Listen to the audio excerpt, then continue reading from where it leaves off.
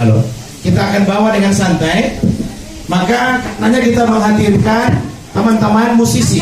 Ada elektronik dari OPD yang bisa menambahkan. Karena memang saya tidak terlalu jujur. Saya harus berkata tidak terlalu jujur karena saya harus berkata jujur bahwa tidak semua masalah saya menguasai. Jadi hal-hal yang sifatnya substansi yang bisa saya jawab, dan yang sifatnya teknikal barangkali mungkin nanti teman-teman ada Pak Peda, ada beberapa kadis yang mengiringi saya bisa menambahkan kalau itu disetujui oleh forum. Ya, pertama soal asesmen ini bukan kemauan gubernur atau istilahnya like and dislike. Saya suka yang ini, saya nggak suka yang ini, atau saya tidak suka dia di posisi A harus pindah ke posisi B. Tidak. Ini adalah kebutuhan ASN, kebutuhan birokrasi. Kita ingin kalau kita ingin memulai sesuatu, maka yang paling harus kita tata kelola lebih awal itu adalah birokrasi, Pak. Anda mau berjalan jauh kalau birokrasi tidak ditata, itu sama seperti Anda menjaring angin, Pak. Karena birokrasi itu harus inline dengan pemimpin. Kalau pemimpin jalan A kemudian birokrasi jalan B, itu yang agak susah. Oleh sebab itu apa yang disampaikan Kak Ishak tadi, kita melakukan asesmen. Bahkan sekarang Kak Ishak, kita adalah provinsi pertama yang melakukan asesmen, dan kami tidak melakukan asesmen sendiri. Kita melakukan asesmen melibatkan BKN pusat, Pak. Jadi begitu dites, Pak, langsung keluar angkanya. Jadi online. Begitu misalnya Kak Ishak masuk di tes, langsung keluar. Jadi tidak ada dusta di antara kita, Pak. Kayak begitu, kira-kira. Lagunya Bruri Paratika. Oleh sebab itu kita adalah salah satu provinsi pertama, kedua, mohon maaf. Yang pertama melakukan talent pool ini adalah Sulawesi Tengah. Tapi dia terkecil, hanya 300. Kita eselon 3, eselon 4 sebanyak 559 ditambah dengan 34 assessment, 34 atau 38 Pak Budian? 34 eselon 2. Jadi hampir kurang 600. Dan kita diapresiasi oleh KSN pusat. Yang kedua, asesmen atau putar-putar ini, kata orang Gorontalo, memutar sesuatu ada beberapa indikator. Pertama, mungkin barangkali yang bersangkutan itu tidak happy di situ atau tidak cocok, boleh kita putar. Atau misalnya daya serapnya kurang bagus, itu penting menjadi indikator untuk kita penilaian, Pak. Atau misalnya Kak Ishak maunya A, si kadisnya maunya B, ya kan tidak boleh. Harus seiring sejalan, harus beriringan bersama-sama. Kan begitu teori dalam birokrasi. Oleh sebab itu kita melakukan talent pool. Nah, talent pool ini yang kita sudah lakukan. Sekarang eselon 2 kita talent pool semua. Kalau dia nanti eselon 2 ini dia akan pindah ke Kemenpora sama-sama eselon 2, dia tidak perlu melakukan tes lagi, Pak. Tinggal wawancara. Dan itu berlaku selama 2 tahun. Atau misalnya salah satu kepala dinas diperlukan misalnya jadi apa di tempat lain, dia hanya tinggal wawancara, Pak. Karena data-datanya itu sudah ada di BKN. Wah, itu namanya talent pool. Pertanyaan saya, pernah nggak Gorontalo bikin talent pool? Belum ya? Setahu saya belum pernah melakukan talent pool dengan melibatkan BKN. Jadi saya ingin mengklarifikasi bahwa ini bukan karena like and dislike. Bukan Pak Gubernur suka yang ini, nggak suka yang ini. Tidak. Ini adalah kebutuhan institusi birokrasi yang ada di provinsi. Saya, Pak, kebetulan menulis disertasi tentang ini, Pak, di Universitas Bangsa Malaysia, dan lulus dengan cemerlang, Pak, cum laude saya. Dan buku itu sudah diterbitkan oleh Kompas. Nanti saya nggak bawa, nanti saya bagi kalau. Itu bisa belajar tentang birokrasi dan partai politik. Saya manusia tentang itu. Tapi kalau diadu dengan bapak-bapak, saya angkat topi, saya nggak kuat. Saya ilmunya cuma ilmu tekstual. Bapak-bapak experience, jadi saya nggak kuat. Apalagi dengan adik-adik mahasiswa, nggak kuat. Walaupun saya dosen pasca sarjana, nggak kuat. Kira-kira itu Kaisar. Yang kedua dengan Bung Doni tadi soal tupoksi koordinasi kami kapan aja. Beliau tengah malam pun datang, kami terima melakukan koordinasi ya. Jangan diinterpretasi yang negatif, positif. Kemudian Pak Umar soal APBD Kabupaten Gorontalo ini memang karena saya sempat agak berdebat dengan Pak Ketua nih agak. Tadinya memang kita pikir tidak terlalu substansi. Ternyata setelah kita komunikasikan dengan Kementerian Dalam Negeri ada beberapa hal yang harus ada pentahapan yang harus kita ikuti. Oleh sebab itu kami mengambil langkah bahwa Perpu. Dan Pak Ketua setelah saya jelaskan, Pak Ketua sudah memahami. Tadinya agak tajam Pak dengan Pak Ketua diskusi. Nah, kalau Kabupaten Gorontalo itu karena keterlambatan Pak. Kabupaten Gorontalo itu karena keterlambatan Pak. Mereka yang melewati tenggang waktu yang ditetapkan. Kalau Kabupaten Gorontalo karena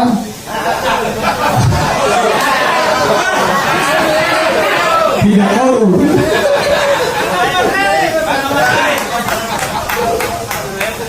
Ya. Kemudian soal Pak Umar ada ulang tahun yang 2. Saya kira tidak, satu aja Pak. Yang 5 Desember itu adalah penetapan hari ulang tahun. Oh, yang setahu saya 23 Januari itu hari patriotik. Oh gitu. Nanti kami akan cek kalau begitu. Saya pikir yang 5 Desember adalah hari ulang tahun yang disepakati antara Kementerian Dalam Negeri dan kita, pemerintah, adalah ulang tahun 5 Desember dan 23 Januari itu adalah hari patriotik kalau nggak salah, tapi nanti akan kami cek Pak. Kemudian hasil penilaian cukup, ini saya ingin menjelaskan. Hasil penilaian cukup itu hanya ada 3 kategori, 1 baik, 2 cukup, yang 3 itu kurang. Nah kita waktu penilaian itu di antara 7 pejabat gubernur, yang penilaian terbaik itu adalah Aceh, kemudian Bangka Belitung. Nah di antara kami yang 5 ini, saya yang paling tertinggi Pak di antara 5 dengan kategori cukup dengan nilai yang paling tinggi. Nah saya pikir karena memang ini cukup, jadi bukan buruk, tidak ada kata-kata buruk Pak. Sebetulnya nih kalau undang-undang ITE ini sudah masuk.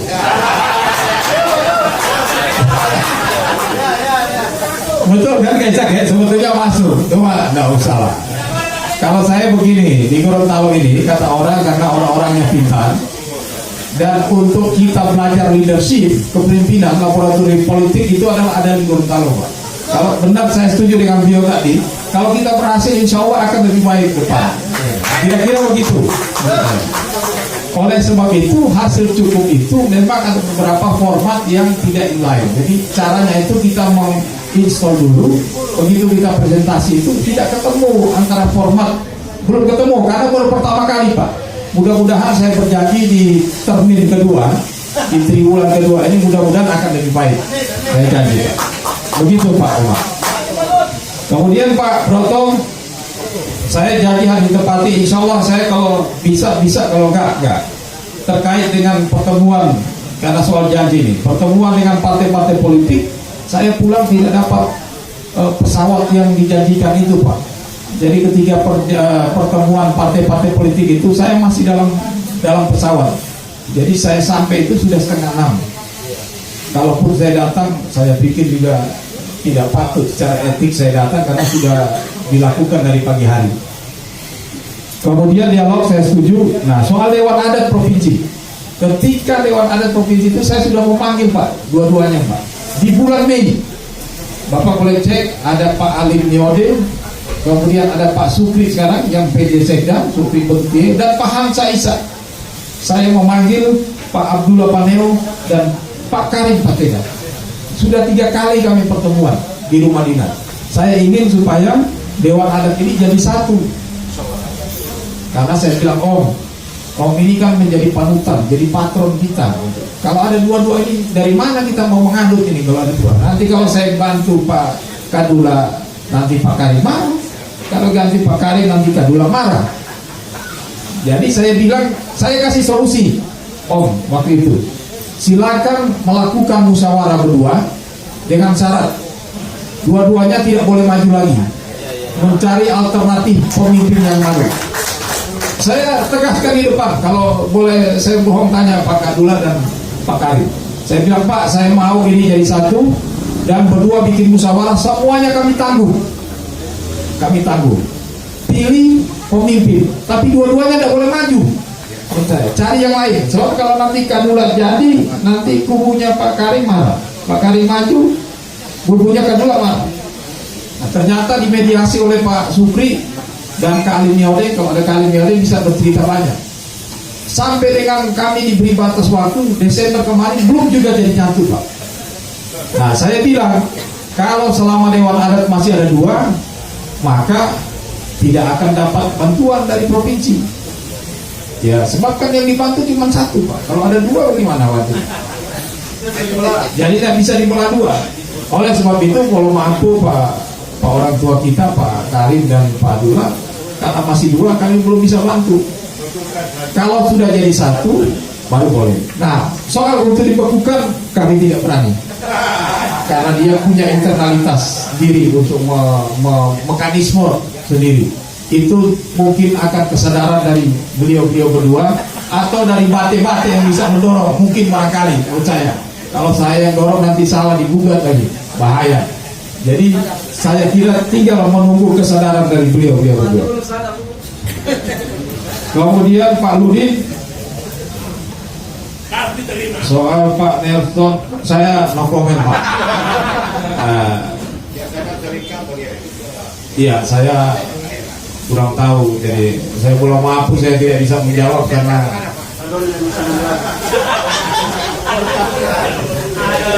nanti mungkin ditanyakan beliau. Saya yakin beliau juga pasti nggak berani menjawab, apalagi saya. Kemudian soal protokoler insya Allah akan kita atur lebih baik lagi. Nah, soal BM tadi, pendidikan gratis, nanti saya cek. Yang saya tahu itu adalah bantuan beasiswa.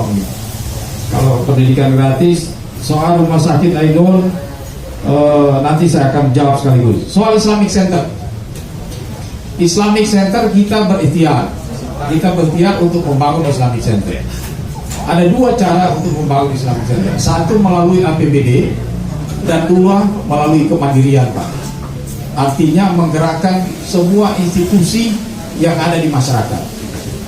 Nah, kami sudah beberapa kali diskusi dengan anggota dewan. Memang agak ribet, termasuk menentukan lokasi. Nah, kemarin itu ada beberapa lokasi, 1 di Danau Limboto ya, dikasih info, dan 2 di Gor. Sampai sekarang kita belum menentukan lokasi. Kalau di Danau Limboto memang ada beberapa persyaratan yang harus kita kaji. Yang pasti begini, Adinda, bahwa Islamic Center itu kita akan berusaha, sebetulnya janji kita tuh kalau bisa di Januari, 23 Januari kita akan pacang. Tapi kita lagi mencari lokasi yang betul-betul. Saya, Pak, terus terang aja ingin supaya Islamic Center ini bukan kita sekedar membangun masjid, Pak. Tapi saya mau itu adalah Islamic Center yang punya areal di situ, punya areal olahraga. Jadi kalau bapak-bapak ke Jakarta itu bisa lihat Masjid Albina di GBK. Jadi orang sambil ibadah dia juga bisa olahraga. Begitu. Jadi kalau kita bangun masjid, hanya sekedar bangun masjid, pasti masjidnya cuma jadi tiap Jumat, kemudian Lebaran, Idul Fitri, yang Idul Adha. Yang kita mau adalah masjid yang ikonik, yang nanti orang luar Jakarta bilang, mari tolong di Gorontalo karena ada masjid yang bagus, Pak. Gitu. Jadi sabar-sabar sedikit. Saya sudah 3 kali ketemu dengan Bang Ridwan Kamil, Kang Emil. Bapak kalau lihat pembangunan Masjid Al Jabar luar biasa, Pak. Dan itu di pinggir sungai. Beliau bilang ke saya, bagus kalau bangun itu di pinggir sungai. Itu saran beliau. Dan Pak Ridwan Kamil sebetulnya sudah berjanji untuk sedikit mengedit sedikit bentuk, karena yang setahu saya yang arsitek yang hebat itu untuk masjid Pak Ridwan Kamil, belum ada yang lain Pak, Gubernur Jawa Barat. Dan beliau janji akan datang ke sini kalau setelah tim kita diterima Ustaz. Itulah kira-kira Islami. Kalau untuk penentuan tempat yang di Balai Sungai belum pasti, masih dalam kajian. Jalan-jalan di Kabupaten Gorontalo nanti Pak Ketua yang jawab. Tidak berani. Pak Hida, hutan nantu saya belum begitu menguasai, nanti ini jadi catatan. Nanti saya akan berdialog dengan Pak Kadis. Kemudian rumah sakit Ainul ditolak. Sebetulnya tidak ada penolakan waktu penggunaan PEM, tetapi karena ini pelaksanaannya pembangunan fisik itu udah kurang dari 6 bulan. Saya bilang saya tidak berani melakukan ini karena yang melakukan sekarang ternyata di akhir tahun melakukan sebelum lewat dari 6 bulan saja masih mangkrak, apalagi kalau kita melakukan itu Pak. Itu namanya bunuh diri. Satu kaki sudah di kejaksaan atau Polda Pak. Dan yang menandatangani itu STPJM-nya itu adalah saya Pak. Saya kan tidak tahu dari awalnya gimana. Nanti tiba-tiba. Jadi kira-kira begitu. Jadi sekarang ini pun tadi saya dengan Pak Direktur Rumah Sakit dan Pak Bukadis hari Senin kami lagi ketemu dengan SNF Pak. Kalau Gorontalo mau ya, kita mau sekaligus sepaket dengan Gorontalo, Kota Gorontalo mencari dana-dana yang bisa untuk membantu Rumah Sakit Ainul dari TPC untuk menjadi DPP. Saya kira itu, yang lain belum terjawab. Mudah-mudahan nanti saya jawab di kemudian hari. Terima kasih. Kita beri tepuk tangan Pak Gubernur. Teman-teman sekalian, sekarang ini waktu sudah 5:30. Sudah 5:30. Menjadi hak prerogatif dari moderator untuk menunjuk pertanyaan terakhir saja. Pertanyaan terakhir. Pak Guru Salim. Ini pertanyaan terakhir Pak Gubernur, karena waktu sudah 5:30. Pak Guru Salim silakan. Ini terakhir. Lalu nanti ada jawaban dari Pak Ketua DPR Kabupaten, ya, tentang jalan-jalan yang berlubang dan Pak Bupati Gorontalo. Bismillahirrahmanirrahim. Assalamualaikum warahmatullahi wabarakatuh.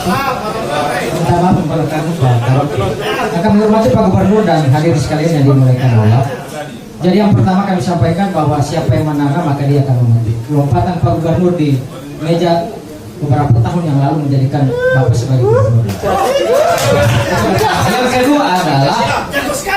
Yang kedua adalah bahwa kami mengapresiasi selama berapa bulan Pak Gubernur di Gorontalo. Yang pertama tentang IPN kita naik Pak.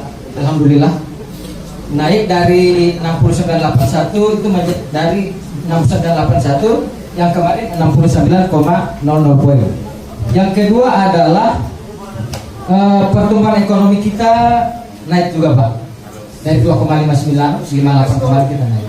Tapi yang menjadi tantangan kita adalah pada kesenjangan ketimpangan pendapatan masyarakat Pak, itu yang masih di bawah 0,4%. Yang kedua juga adalah terkait dengan tingkat pendapatan juga masyarakat, kemiskinan yang janji Bapak di akhir tahun ini itu di atas 5%. Apa yang menjadi garansi Bapak sehingga di atas 5% itu mampu dicapai? Yang berikut adalah soal asesmen Pak. 599/34 Bapak sudah melakukan itu dan itu sejarah di Indonesia di provinsi Gorontalo. Kami berharap dari sistem itu harus dianut dengan sebaik-baiknya. Karena birokrasi itu jangan menjadi ATM dan jangan menjadi dana haram. Sebagaimana tulisan Bapak dalam buku Bapak di tahun 2014 4 kali. Lihat. Artinya bahwa birokrasi jangan menjadi dana haram dan birokrasi jangan menjadi ATM. Iya. Dalam hal politik. Dan yang berikut soal pendidikan Pak. Kebetulan saya guru. Kami menitip kepada guru-guru kita Pak. Apalagi biasa di awal tahun itu biasa ada pemberhentian. Kami berharap jangan lagi seperti itu. Karena Bapak duduk di sini ini karena guru. Kira-kira begitu Pak. Tangan buat Guru Salim. Dan yang berikut adalah soal kepala sekolah Pak. Kami menitip pesan kepada kepala SLB Pak. SLB itu adalah sekolah luar biasa. Di situ menangani anak-anak berkebutuhan khusus. Anak berkebutuhan khusus bukanlah produk Tuhan yang gagal, karena Tuhan tidak pernah gagal. Anak berkebutuhan khusus tidak butuh dikasihani tapi diberi kesempatan. Sehingga kompetensi itu Pak Gubernur 2,5 tahun Pak menjabat memberikan karya nyata, bukan karya kata. Kalau hanya berkata-kata semua orang bisa melakukan. Yang paling terakhir Pak Gubernur, soal hutan hantu. Hutan hantu itu Pak Gubernur kami pernah lihat di sana. Saya 2 tahun melakukan pendampingan di sana. Kalau bicara soal ormasnya banyak Pak. Kalau Bapak mau ke sana itu ada 1.000 orang di dalam. Berapa personil kepolisian kita itu sedikit. Sehingga ini setuju dengan Pak Suprojo, dengan Pak. Selamat datang Bapak Haji Adhan Dambea. Kira-kira itu apresiasi kepada kami pemerintah. Berkomunikasi, bersilaturahim di warung kopi ini. Kita jadwalkan lagi pertemuan berikutnya, setuju? Yang belum bicara ada kesempatan bicara saat itu. Dan sebelum kita meminta jawaban dari Pak Gubernur, kita beri kesempatan kepada Pak Haji Adhan Dambea untuk menyampaikan perspektifnya sedikit waktu saja tentang Gorontalo kemarin dan hari ini. Silakan Pak Gubernur. Pak Haji, keluar Pak. Ya. Terima kasih. Assalamualaikum warahmatullahi wabarakatuh. Assalamualaikum warahmatullahi Dewan Nasawati, Bapak Pak Ketua DPD, Pak Ketua dan Wakil Hadir saya tidak banyak. Saya kira kalau Gorontalo ini para aktivis pasti tahu perkembangan Gorontalo. Jadi saya tidak perlu harus menjelaskan secara detail. Tapi yang pasti bahwa dengan kehadiran beliau ini, dengan pergantian kepemimpinan ini, kita akan bikin bagus Gorontalo. Itu yang saya kira cuma itu. Terima kasih. Tepuk tangan Pak Haji Adhan Dambea. Dan terakhir kita beri kesempatan Pak Gubernur menjawab pertanyaan terakhir sekaligus closing statement. Ya, terima kasih Pak Ade.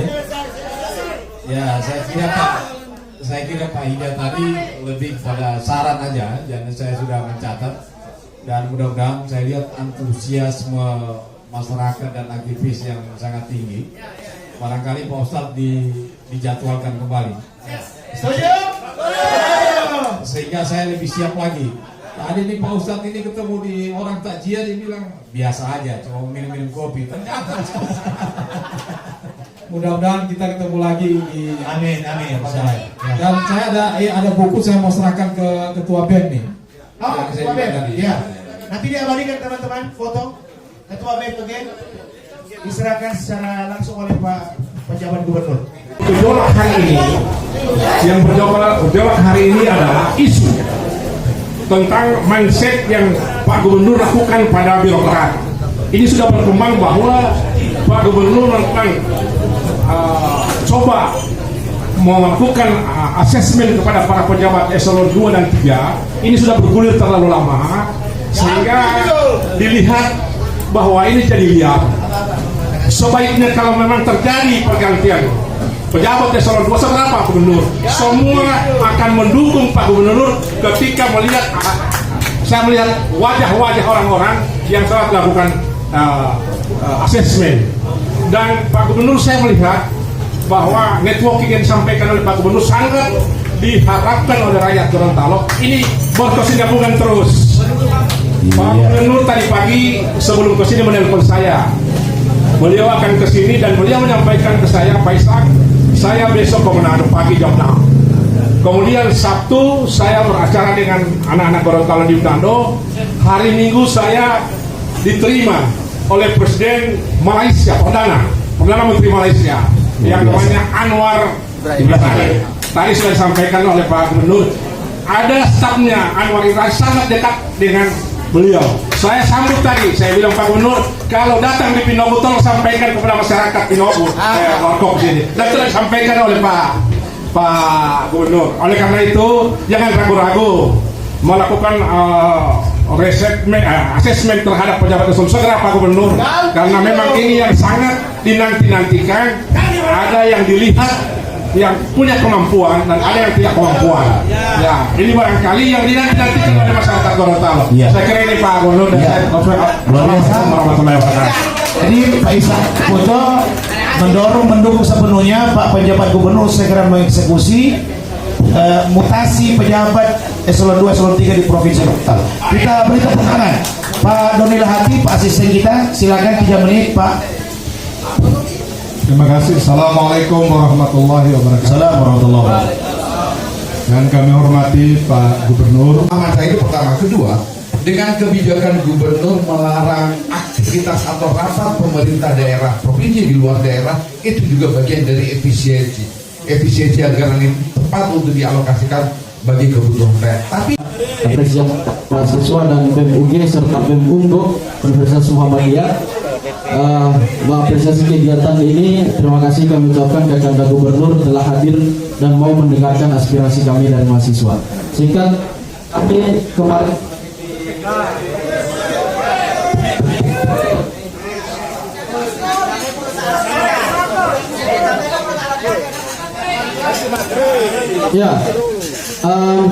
kemarin kalau tadi Kanda Gubernur